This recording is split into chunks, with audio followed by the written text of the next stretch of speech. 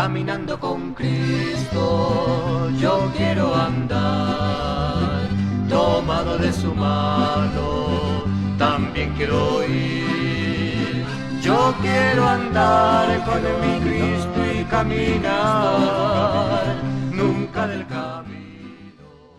En nombre de tu Hijo amado Jesucristo, te pedimos y te rogamos, Señor. Amén.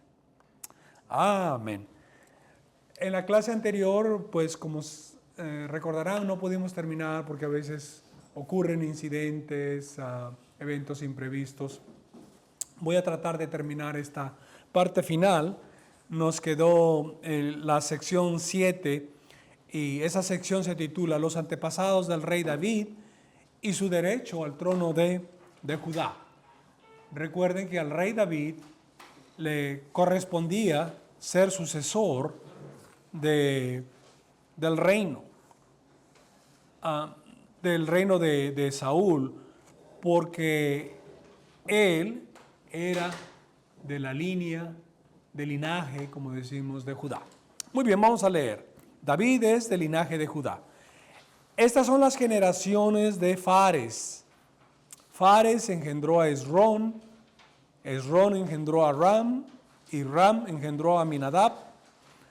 Aminadab engendró a Naasón, y Naasón engendró a Salmón. Salmón engendró a Booz, y Booz engendró a Obed. Obed engendró a Isaí, e Isaí engendró a David. Y aunque lo tienen en su página número 1, creo lo deben tener, está aquí, pero lo he puesto allí porque voy a hacer ciertos señalamientos y quisiera referirme a la pizarra cuando estemos hablando de ello. Entonces vemos que Judá, ¿sí?, se casó con esta persona que se llama Tamar, que en realidad era su nuera. Por un incidente y una trama dramática, terminaron ellos teniendo 2 niños, pero al final nomás quedó uno, Fares. Fares engendró a Esrón, a Ram, a Aminadab, Naasón. Naasón engendró a Salmón, y Salmón se casó con Rahab, y a esta personaje sí la conocemos. Rahab fue, recuerdan, la ramera que vivía en una de las torres, en los muros de Jericó. Así que de esta unión nació Booz. Algunos hacen un comentario aquí de que no fue necesariamente una generación inmediata aquí. Es posible que hayan habido varias generaciones, pero el punto es que algunos de los descendientes de Salmón llegó a tener como primogénito a Booz. Ahora, Booz en nuestra historia hemos visto que se casa con esta moabita, Ruth, una mujer muy fiel, una mujer muy piadosa, temerosa de Dios. Ella abrazó la fe del pueblo hebreo, dijimos.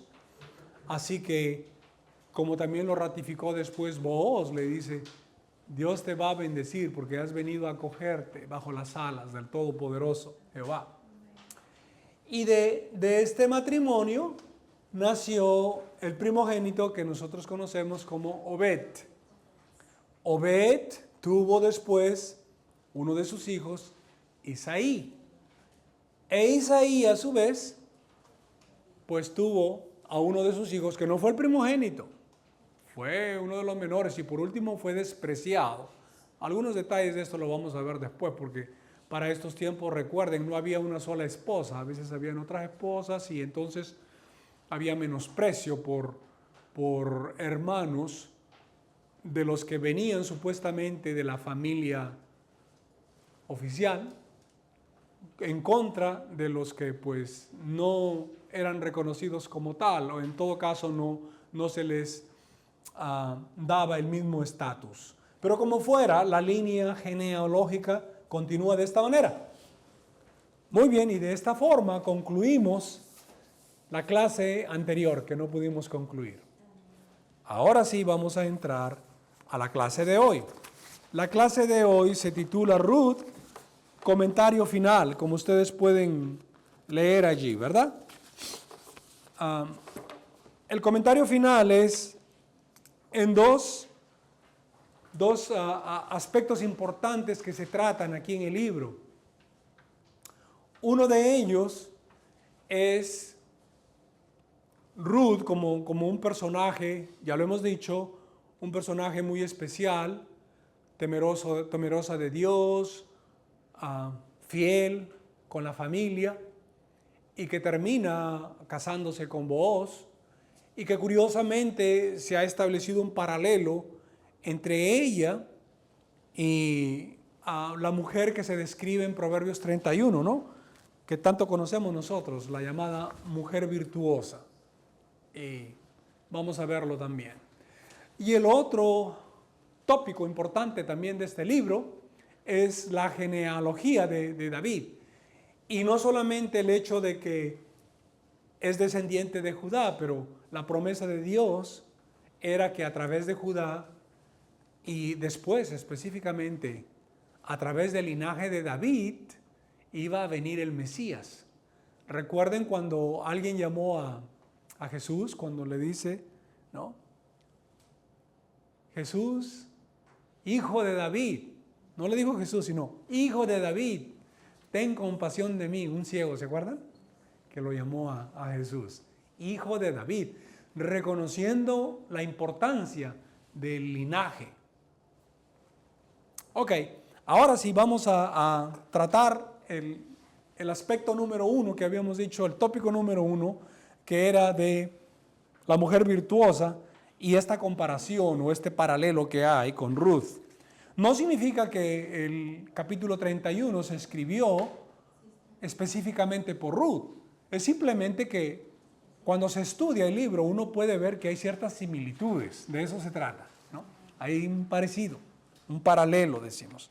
Ok, aquí están enumerados muchos versículos de Ruth y de Proverbios, pero se me ocurrió a mí describirlo de manera más completa y dije, voy a tratar de hacer un ejercicio con mis hermanos aquí en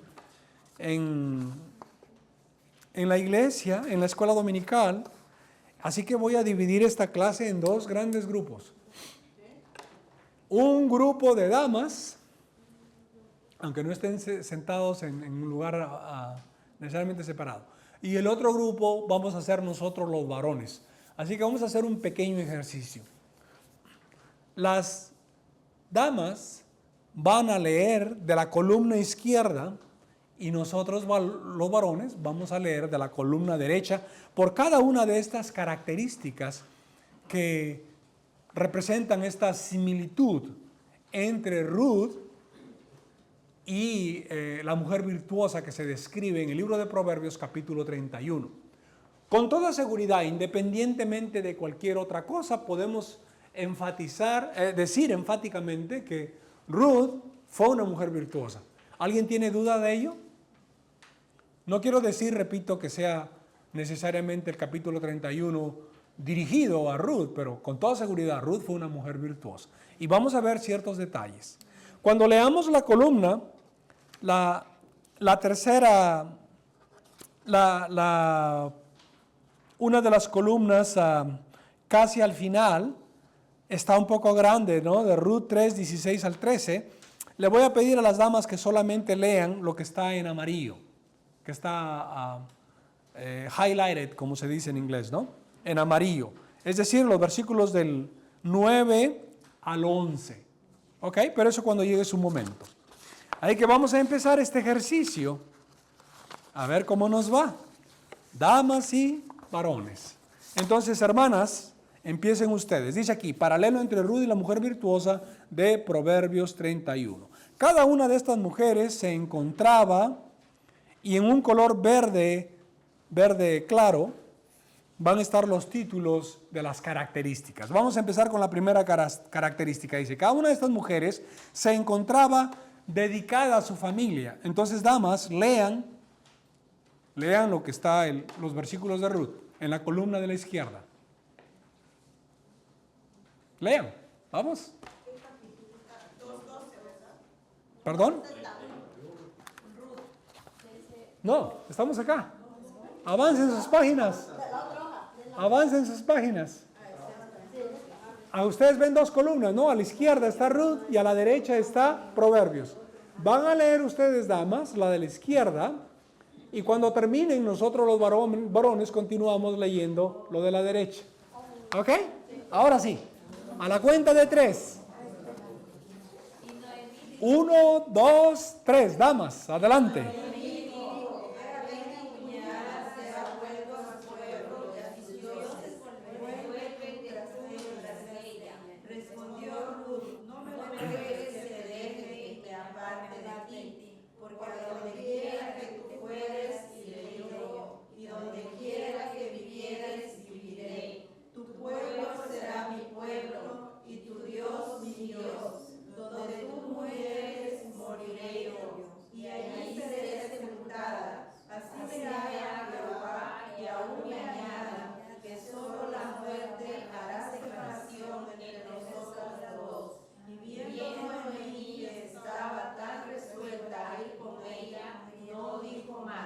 Varones, mujer virtuosa, ¿quién la hallará? Porque su estima sobrepasa largamente a la de las piedras preciosas. El corazón de su marido está en ella confiado y no carecerá de ganancias.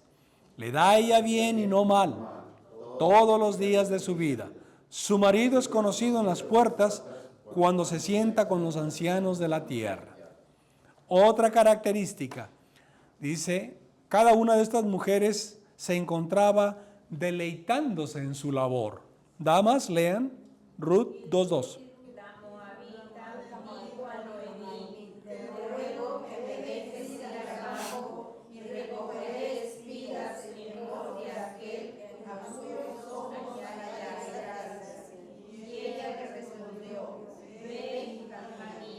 Varones, busca lana y lino y con voluntad trabaja con sus manos. Cada una de estas mujeres se encontraba diligente en su tarea. Damas.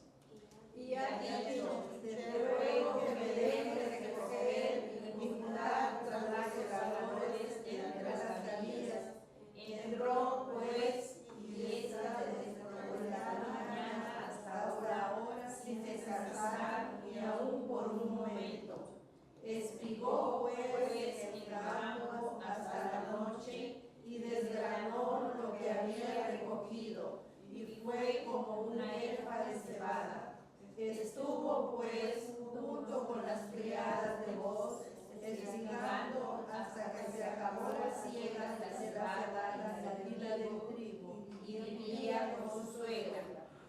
Varones, es como una ave de mercader, trae su pan de lejos, se levanta aún de noche y da comida a su familia y raciona a sus criadas, considera la heredad y la compra, y planta viña del fruto de sus manos, ciñe de fuerza sus lomos y esfuerza sus brazos, ve que van bien sus negocios, su lámpara no se apaga de noche, aplica su mano al uso y sus manos a la rueca, alarga su mano al pobre y extiende sus manos al menesteroso.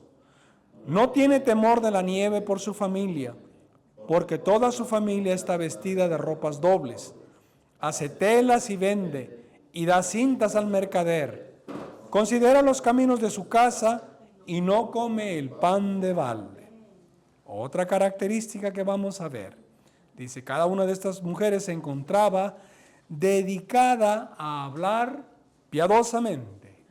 Damas.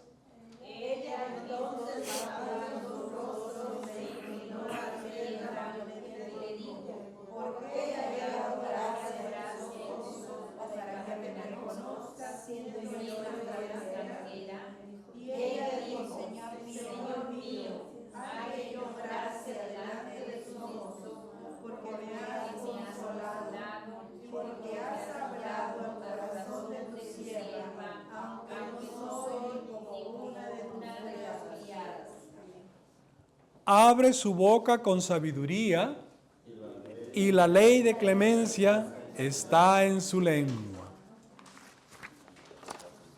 Cada una de estas mujeres se encontraba dependiente de Dios. Damas, Jehová recompense tu obra y tu remuneración. Sea cumplida de parte de Jehová, Dios de Israel, bajo cuyas alas has venido a refugiarte. varones, engañosa es la gracia y vana la hermosura. La mujer que teme a Jehová, esa será alabada. Qué hermoso, ¿verdad? Continuamos. Cada una de estas mujeres estaba distinguida en su vestido, en su manera de vestirse. Damas,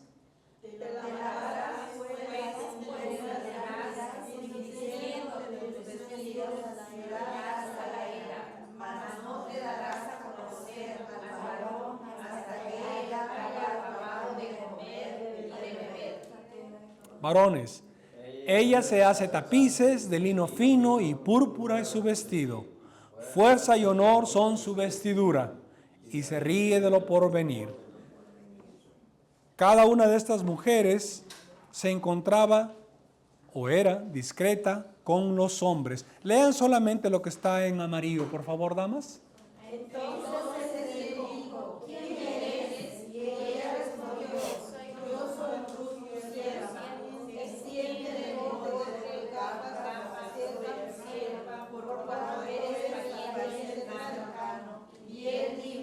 Bendita seas tú de Jehová, hija mía, has hecho mejor tu postrera bondad que la primera, no yendo en busca de los jóvenes, sean pobres o ricos.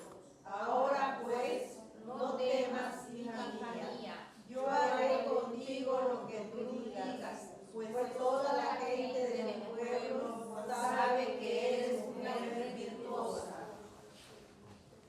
Una mujer virtuosa. El mismo Booz lo dice, lo reconoce. Varones, el corazón de su marido está en ella confiado y no carecerá de ganancias. Le da ella bien y no mal todos los días de su vida. Su marido es conocido en las puertas cuando se sienta con los ancianos de la tierra.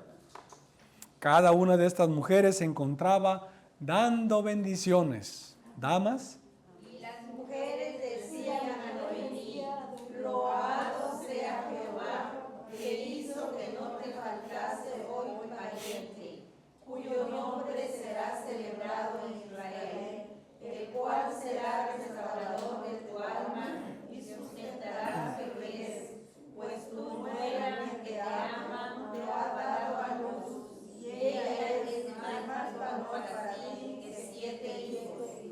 varones, leemos, se levantan sus hijos y la llaman bienaventurada, y su marido también la alaba. Muchas mujeres hicieron el bien, mas tú sobrepasas a todas. Dadle del fruto de sus manos y alábenla en las puertas sus hechos. Amén, gloria a Dios. ¿Qué tal paralelo, verdad? Si hay similitud, si hay bastante similitud. Definitivamente, Ruth fue una mujer temerosa de Dios, ¿sí? Abandonó sus dioses, su religión, y fue fiel a su suegra, y tuvo mucha fe, porque hacer un viaje así, imagínense, a un lugar pues desconocido completamente para ella, sin saber qué iba a deparar el futuro, y sin ninguna esperanza objetiva, podríamos decir, de qué es lo que va a pasar allá. Pero ella confió en Dios, y eso es lo importante. Porque ella confió en Dios, entonces Dios la bendijo. No solamente de darle las comodidades que se supone adquirió al casarse con un hombre como Booz, que tenía propiedades, etcétera, y que recuperó las tierras de Noemí y todos los bienes, etcétera, pero que le dio el privilegio, la honró para ser parte del plan de Dios en el linaje del rey David. y eventualmente, más después, a continuación en el linaje con el Mesías, nuestro Señor Jesucristo. ¿Qué tal honor? ¿Qué tal honra? ¿No? Es impresionante. He puesto en rojo para enfatizar que estas tres mujeres no eran judías, eran de pueblos distintos. Tamar no era hebrea. Rahab sabemos que era una mujer hitita en esos tiempos, morando ahí en Jericó. Ruth era una moabita. Pero ¿qué importancia tiene esto? Que Dios haya permitido que las cosas sucedan de esta manera. Es porque Dios es así. Dios quería reflejar la universalidad de su plan. Cuando iniciamos el curso del libro de Génesis, yo recuerdo que mencioné que la historia del Génesis es la historia no solamente de la creación y todo esto, por supuesto, pero enfatiza mucho la caída del hombre. Pero a Dios no se le escapa nada. Dios ya tenía un plan de redención. Y ese plan de redención, pues ha ido desenvolviéndose poco a poco. Y no olvidemos que ese plan divino de redención de la humanidad, Dios lo tenía planeado, Dios lo tenía hecho, establecido, desde antes de la fundación del mundo, desde antes de la creación del mundo. Así que Dios ya lo tenía planeado todo, ese programa de redención. La Biblia, desde el Génesis hasta el Apocalipsis, habla de la condición miserable del hombre que ha caído y la redención al final de los que aceptan al Señor como su Salvador. Y tristemente los que no aceptan, ya sabemos cuál es su condición, pero su final. No. Pero de eso se trata. Y esto es parte del plan redentor de Dios. Recuerden, el plan redentor de Dios empezó con la promesa que le hizo a Adán, después que cayó, ¿no? Cuando hablaba con la mujer, ¿no? De tu simiente, le habla de la simiente y también contrastando con la simiente de la serpiente que representa al dragón, la serpiente antigua, el diablo, Satanás, como conocemos, etc. Por ahí empieza la promesa. Luego esa promesa se concentra en un personaje, esto es Abraham. Y Dios le promete a Abraham que de él hará un pueblo. Hará muchos pueblos, muchas naciones, pero específicamente un pueblo que va a ser pueblo de Dios, ¿no? Ya elegido por Dios, seleccionado. Y luego a través de este pueblo ya vienen los descendientes, recuerdan, Isaac, a quien también se le repitió la promesa, luego Jacob, que continuó la promesa, luego los patriarcas, las tribus, ¿no? Las 12 tribus, y se eligió a Judá como la tribu de la cual iba a venir el Mesías. Pero nosotros sabemos que primero iba a venir el rey David y a través del linaje del rey David íbamos a encontrarnos con el Mesías. ¿Okay? Muy bien, entonces pasemos a la última página. Ustedes tienen allí una especie de gráfico. Y dice aquí, genealogía del Mesías. Empieza con Adán y termina con Jesucristo. Mateo, recuerden, el libro de Mateo fue escrito, dirigido para audiencia de habla hebrea, con una cultura hebrea, con un entendimiento y conocimiento hebreo, que de alguna manera habían tenido exposición al Antiguo Testamento. En cambio, Lucas, el autor de este evangelio, recuerden, él no era hebreo. Él era un gentil que se convirtió, ¿verdad? Y él tenía otra misión, presentar el evangelio de Jesucristo a gente como él, que no eran necesariamente judíos. Así que mientras para Mateo era muy importante enfatizar que desde Abraham empieza el linaje, pues para Lucas, dicho sea de paso, ellos van en sentido opuesto, ¿no? Mateo empieza con Abraham y sigue bajando, etc. Y Lucas lo hace en sentido opuesto, se va desde el nacimiento de Jesucristo hasta terminar con Adán, porque, repito, la audiencia es diferente. ¿Sí? Claro, nosotros sabemos que la Biblia ha sido escrita para todos, pero la verdad es que en la Biblia hay destinatarios específicos, aun cuando todo el contenido de la Biblia es importante, es útil y no se puede dejar de lado nada. Recuerden, la Biblia tiene básicamente 3 destinatarios. Y hay que tener cuidado de que si bien nosotros leemos sin importar quién es el destinatario, porque queremos aprender y de eso se aprende, no hay que confundir que lo que está dirigido al destinatario Israel, el pueblo hebreo, no es lo mismo que lo que está dirigido o especificado o normado para el destinatario que conocemos como la iglesia, o también, como muchas veces también se hace referencia a otro destinatario, a los gentiles.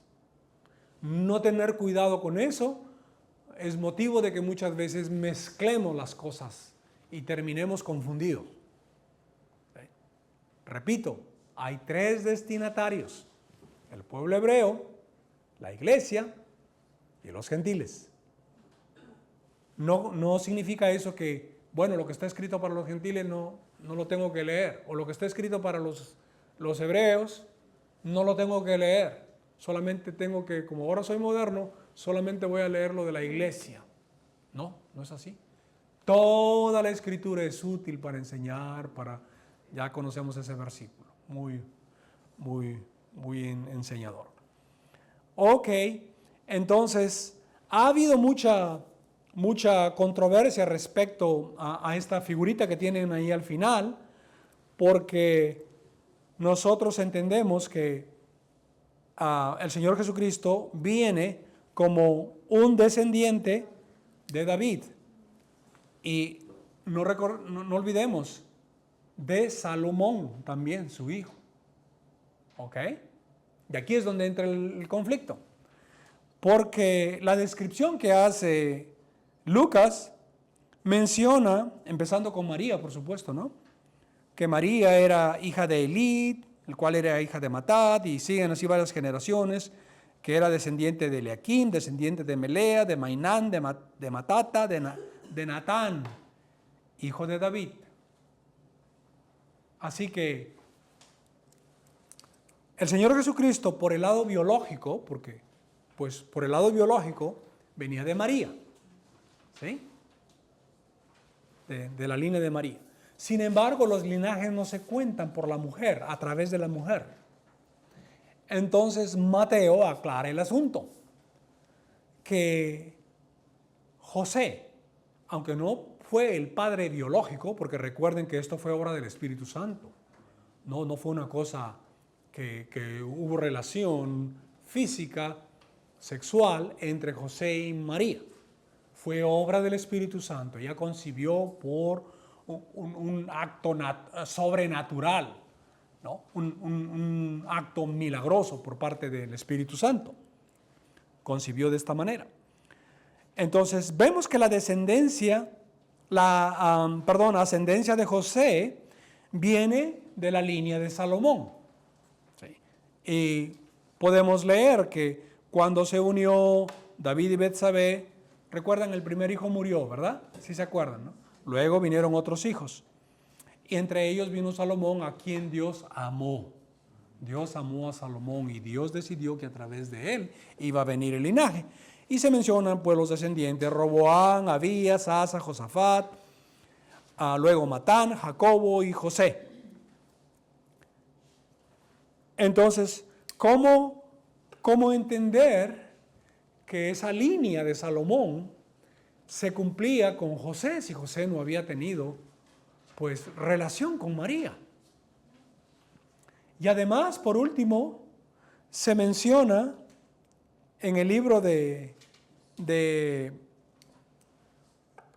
Lucas que José es hijo de Elí. Es curioso, ¿verdad? Si ustedes ven en Mateo, en Lucas no dice que José es hijo de Jacob, sino es hijo de Elí. Pero viene siendo hijo de Elí de todas maneras. Es como, les pongo un ejemplo. Jordan no es mi hijo biológico, él es esposo de mi hija, pero él es mi hijo político, o son-in-law, dicen por ahí, ¿no? De acuerdo a la ley. Esta es la misma figura. Entonces, todos los derechos de hijo le pueden ser pasados legalmente de José a Jesucristo. Entonces, de esa manera, Jesucristo se puede decir que él desciende del linaje de Salomón por la ley. Entonces, no es algo biológico. Y eso es algo muy natural. Y eso es algo que siempre se entendió así. Es cuestión de la ley, simplemente. ¿Ok? ¿Sí está claro o ya los confundí más? Disculpen, a veces los temas no son tan simples como uno quisiera que fuesen. Pero legalmente hablando, ¿no? Jesucristo era hijo de José, de acuerdo a la ley. Así que él simplemente lo adoptó como tal. Es mi hijo y él le dio todos los privilegios que le corresponden a un hijo como tal, y lo trató como tal, lo quiso como tal, etcétera, etcétera. Bien, entonces, cuando llegue su momento y ustedes estudien el Nuevo Testamento, van a ver más detalles, por supuesto, de esto. ¿Alguna pregunta hasta aquí? ¿De cómo vamos con respecto a la genealogía? ¿Alguna duda? ¿Alguna observación? ¿Alguna objeción o comentario? Es bienvenido siempre. Recuerden, somos una escuela dominical. Estamos aquí todos para aprender. No asuman, por favor, que su maestro lo sabe todo. Es el error más grande que podrían ustedes cometer. Ruth tuvo 2 nueras. ¿Ruth? Ajá. Oh, Noemí. Noemí tuvo 2 nueras. Sí, una se fue con él, se quedó con ella. Sí, solamente Ruth.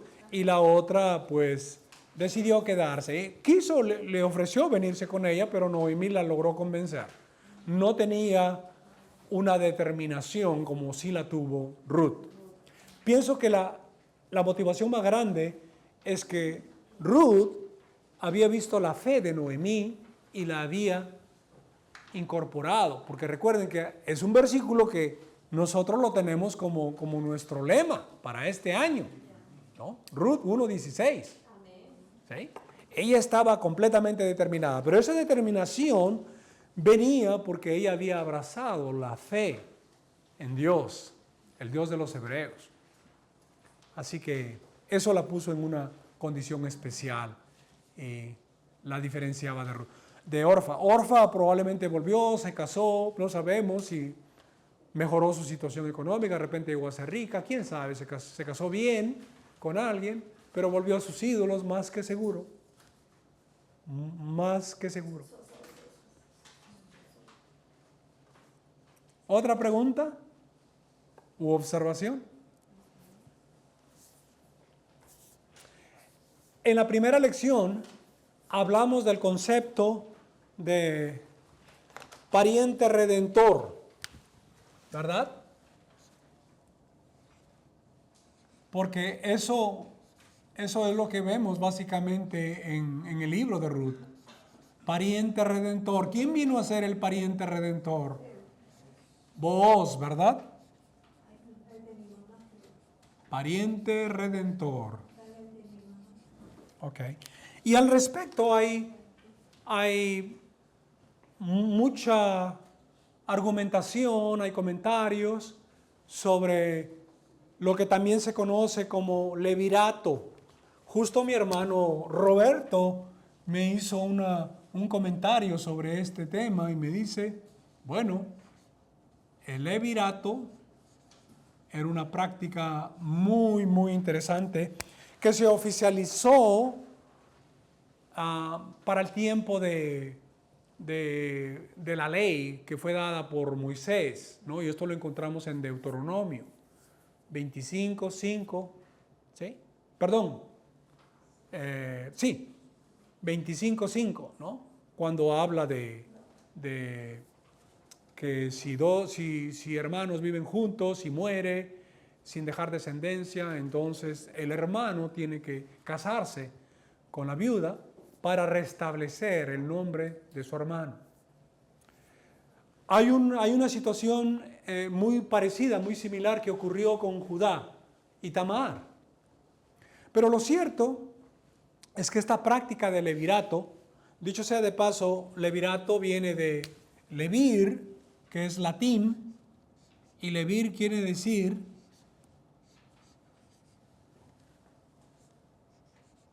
quizás la traducción más cercana que podamos encontrar es cuñado.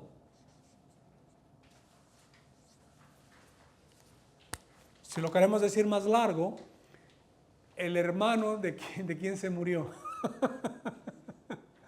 Levir, hermano de alguien. En este caso, para el levirato, el concepto de levirato sería el cuñado. El levirato era una práctica que se conocía incluso en otros pueblos del Oriente. Lo practicaban los chinos, lo practicaban los de la India, lo practicaban hasta los hunos, que eran bárbaros. En fin, varios pueblos asirios practicaban, con variantes, ¿no? Pero muy parecidos a lo que finalmente llegó a establecerse como una norma ya legal en el pueblo hebreo, en el pueblo judío. Entonces, en el caso de Judá y Tamar, si nosotros leemos lo que dice Deuteronomio 25, si ustedes buscan por favor Deuteronomio 25:5.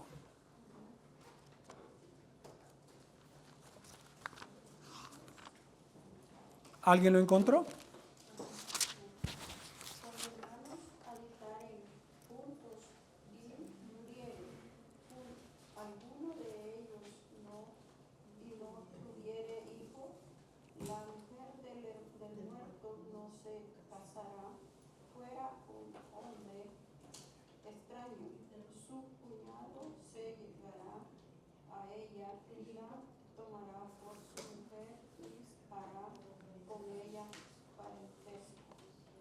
El 6 dice, y el primogénito que ella diere a luz sucederá en el nombre de su hermano muerto, para que el nombre de éste no sea borrado de Israel. Es decir, la primogenitura, el derecho de primogenitura, correspondía al difunto, no al esposo actual.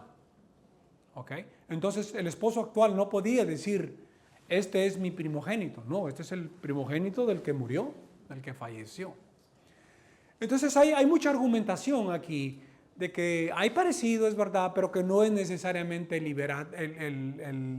liberato tal como se describe aquí. Pero la verdad es que con el tiempo, pues ya ustedes saben, el pueblo hebreo siempre acomodó las leyes, las tergiversó y como el Señor Jesús les criticaba, ¿no? Ustedes han violado la ley, trayendo mandamientos de hombres, cosas que se les ocurrían, y posteriormente vinieron los rabinos, los intérpretes, estudiosos, maestros de la ley, que le añadían cosas, quitaban cosas, etcétera, etcétera.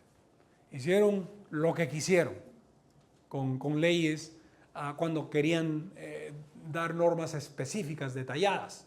Y hasta hay bromas, se dicen, ¿no? Dicen que en los tiempos antiguos, cuando un escriba, un fariseo, pues quería demostrarle a la gente que era respetuoso del día de reposo, pues caminaba, ¿no? Y la Biblia, fíjese, no especifica distancia, pero ellos inventaron, ¿no? Que tal distancia y no se puede caminar más de esa distancia. Así eran los rabinos, inventaban cosas, inventaban leyes ellos mismos. Y ya cuando llegaba, o por decir, ¿no? Ya se ha caminado 20 millas, por decir. Ya no puedes caminar más allá porque si caminas, entonces estás violando el día de reposo. Entonces contrataban a gente para que lo llevaran cargado y de esa manera él no violaba la ley.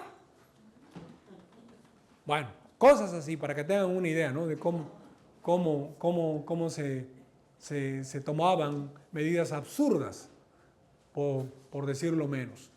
Entonces hay esta observación de que aquí no, aunque es parecido, no aplica necesariamente el concepto de liberato, porque pues Judá no era hermano de ninguno de los hijos que murió, porque era el hermano, el cuñado, el que tenía que levantar descendencia. Y lo curioso es que cuando nace el niño, Judá lo toma como suyo, es mi hijo, lo adopta. Así que Fares es hijo de Judá. Entonces por ahí como que no se aplica el liberato, por lo menos no como se entiende y se describe en el libro de Deuteronomio. Pero es muy probable que con el tiempo todo eso cambió y ya como les expliqué, los rabinos hacían y deshacían de las normas y quizás lo acomodaron en el futuro. Porque esto ocurrió incluso antes de Moisés. Moisés no existía cuando estaba Judá.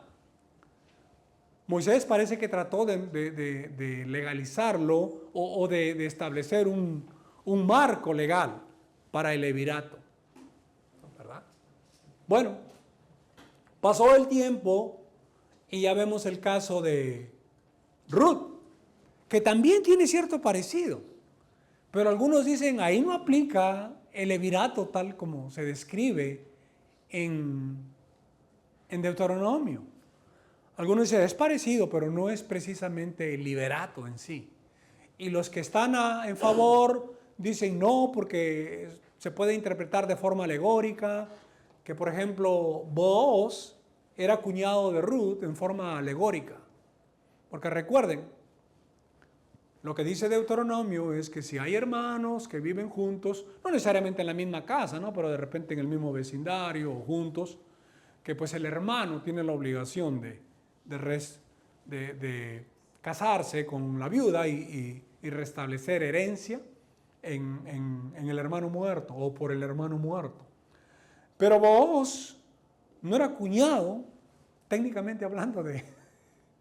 Y algunos dicen, sí, puede que en forma alegórica, en forma figurativa. Los que están a favor, ¿no? Pues los que están en contra dicen, no aceptamos ese argumento. Y siempre hay esta tira y afloja, tira y afloja. Y de igual manera, así como Judá tomó a Fares como su hijo, pues Booz tomó a Obed, hasta donde sabemos, como su hijo. Qué curioso, ¿no? Aun cuando pareciera dar a entender más antes que habíamos leído, que iba a levantar descendencia en honor al difunto, pero la verdad es que Obed vino siendo hijo de Booz. Algunas personas hay que hacen esta argumentación. Dicen, Booz prácticamente aplicó el liberato en forma indirecta, restituyendo a Noemí, pero no claro, no que se casó con Noemí, pero más o menos restituyendo los derechos así, con Noemí, y no precisamente con Ruth. Bueno, lo cierto es que se menciona un solo hijo. No se mencionan más hijos, no sabemos los detalles, de repente hubieron más hijos, no sabemos. Pero el único hijo se le conoce como descendiente de Obed. Y la idea de restablecer la herencia sería a través de Noemí, porque recuerden, el postulado original era recuperar las propiedades de Noemí, del pariente, que era Elimelec. No más que Booz mencionó esta cláusula. El día que lo hagas, tienes que casarte, ya le puso el paquete ahí, ¿no? Tienes que casarte con Ruth la moabita. Y el otro dijo, oh no, voy a malograr mi heredad. Dijo, casarme con una moabita. No quiso, le dijo, te cedo el derecho, tú redime. Entonces algunos piensan que no necesariamente se aplica el liberato aquí, aun cuando hay otros que piensan que sí. Y que tampoco se aplica el liberato aquí, aun cuando hay otros que sí. Yo no quiero decir categóricamente que si es verdad o no. La verdad que no tengo todos los elementos de juicio para inclinarme hacia un lado o al otro. Simplemente les comento la controversia que existe, que hay. Pero que existía el liberato, existía como tal. Existía y continuó y se modificó probablemente con las normativas. Pero no sabemos eso. Lo importante de todo es que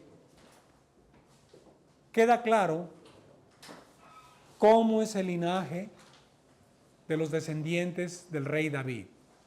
Cómo se perpetúa, ¿no?, el linaje de Judá. Y cómo se continúa a través del rey David, cómo se continúa a través del rey Salomón hasta llegar finalmente a nuestro Señor Jesucristo, que fue o que es el Mesías prometido. A su pueblo, lamentablemente, su pueblo no lo reconoció. Ok, mis hermanos, ¿alguna pregunta? ¿Estamos claros o más confundidos que al comienzo? Ese es el temor que me da. Hay cosas que es bueno no ser dogmático. Es bueno estar un poquito open, como se dice, a las Escrituras. Esto no es crítico para nuestra fe. Así que si yo creo que se practicó el liberato o que aplicó el liberato con Judá o con vos, si creo o no creo, eso no va a afectar mi salvación, por si acaso. Así que no tengan temor. Hay cosas que no sabemos. Hay cosas que no sabemos. Si usted tiene preferencia por uno de estos argumentos, Dios le bendiga, mi hermano. No estamos aquí para juzgarlo ni criticarlo. Y si otro hermano piensa lo contrario, de igual manera. Dios le bendiga. Simplemente estoy exponiendo estas controversias que existen. Ok, mis hermanos, vamos a despedirnos para poder llegar a tiempo y tomarnos un cafecito. Padre amado, gracias te damos, Señor. Gracias porque independientemente de qué es lo que realmente ocurrió, una cosa sí sabemos, Señor, que tú lo tuviste todo planeado desde antes de la fundación del mundo y tú lograste lo que se tenía que hacer. Señor, enséñanos a depender de ti de esta manera, a confiar y a entender que todo lo tienes bajo control, aun cuando las apariencias pudieran sugerirnos algo diferente. Señor, aumenta nuestra fe, confórtanos siempre en las adversidades y en las dificultades. Gracias por la oportunidad de estar aquí, Señor, abriendo las Escrituras. En Cristo Jesús, llévanos a la segunda parte del programa de hoy. Amén.